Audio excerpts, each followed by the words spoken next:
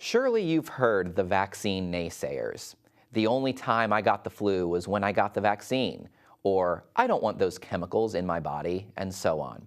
About 36,000 people die each year from the flu, an illness that can be largely prevented by an annual flu shot. Here to help us understand how immunization works and to dispel some of those common myths is pharmacist Jennifer Ferguson. Jennifer, thank you so much for coming on today. Thank you for having me. To get started, tell us what a vaccine actually is. So a vaccine is a product when injected, it triggers your immune system to develop a response. That way we can fight off any diseases that it's used to treat. Okay. Now, I know a lot of people out there, they'll say, the only time I ever got the flu was when I had a flu vaccine or something like that. Right. There's a lot of myths out there. What are some of those myths? There definitely are. So the one you have obviously brought up, we hear often, is the flu shot causes the flu. Well, the flu shot actually cannot cause the flu. It's not what they call a live virus. It's killed or inactivated. So there's no actual way for the flu shot to cause the flu. What people often see is afterwards they just feel a little icky or not as great, but that's typically because your immune system is building up your response to the flu.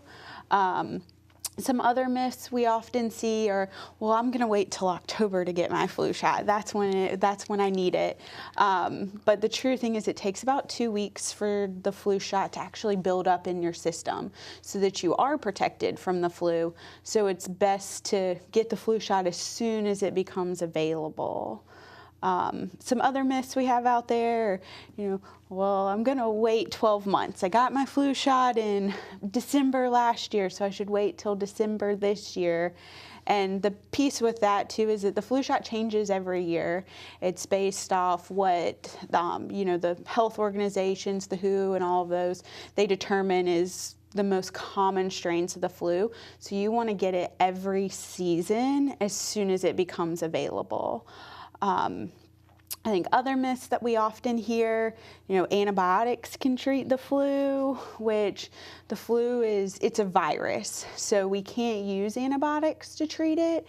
The treatments are typically just trying to make people feel better, so we don't really have anything that stops the flu immediately once somebody actually has it. Some other things that we often hear too are, oh my gosh, it's too late. I'm just too late. I'm already into flu season. I can't get the flu shot. We still see flu outbreaks in January and February. Wow. So it's never too late to get your flu shot. Don't wait to come get it. But also, if we're getting into December, it's still a good idea to go ahead and get it. And then I think the last big myth that I often see is people think, oh, it's just coughing and sneezing that spreads it. But the flu shot or the flu can actually, it's more often spread by people touching things where it's been contaminated. So the virus can actually stay live on like this table if somebody were to cough for hours to a day. So if somebody were to come and touch this later, then they would be exposed to the flu. So just a couple of things out there. Hopefully people will want to go get their flu shot.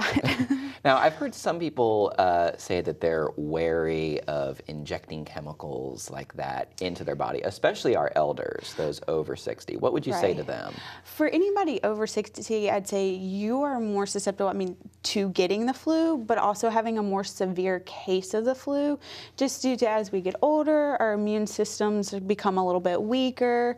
We can't fight off diseases or viruses as well. So it's more important that they actually get the flu shot because it would be much easier on their body than trying to fight the flu off by itself. Okay.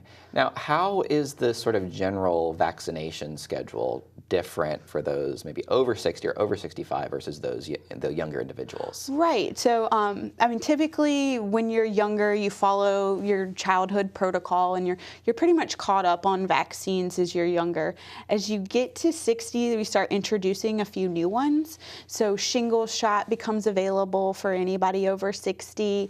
Pneumonia a pneumonia vaccine series becomes available for anybody over 65. So it's kind of more introducing new shots, as well as if you're over 65, we do have a specific flu shot that's available for them to help trigger a better response as they're more susceptible to getting the flu and having a more severe case of it.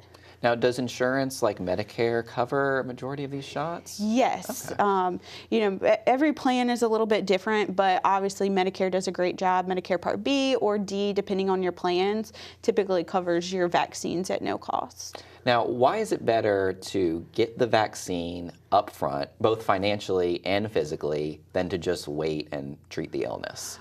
Right. So when we think about it, the flu shot, or getting the flu actually causes millions of work days lost. So you're looking at people that may take a financial burden because they're unable to get to work. If you are older, sometimes you can have a more severe case, which could lead to hospitalization. But too, what we have to help treat the flu is very expensive as well. You'll find that the flu shot is often much cheaper than what we have out there to help treat the symptoms of the flu. Now, for individuals who maybe, haven't gotten the flu shot in a while or haven't been vaccinated in a while, what can they expect in the days and weeks immediately after receiving the shot? Right. So anytime we're injecting something in, you're obviously going to have just a little bit of muscle pain, tenderness for a couple of days. You may feel sometimes a little I described it as icky. It's just because your immune system is building up. But that only lasts a few days. It shouldn't last any longer than 2-3 days, and then you're back to your normal self. Okay. And I know we mentioned that September or early fall is best for the flu vaccine. What is the schedule for some of the other vaccines you mentioned, the pneumonia, the meningitis? Right. So pneumonia, I would say as soon as you become 65, you want to go ahead and get that vaccine, unless there are some pre-existing conditions, or if you have diabetes, COPD, some things like that you would get it before 65. But you can obviously consult your local pharmacist to ask about those types of things on if you're eligible for it before. But everything else you can get year-round. It's really just dependent upon if you've received it yet or not and what your dosing schedule is. Okay. And just quickly, we have just about a minute left, but I know you said earlier that you cannot get the flu from a flu vaccine. But can you contract any sort of illness during that time? Is your body in a sort of weakened state where it could get sick? No, I wouldn't say it's in a weakened state. It's more just your immune system is ramping up.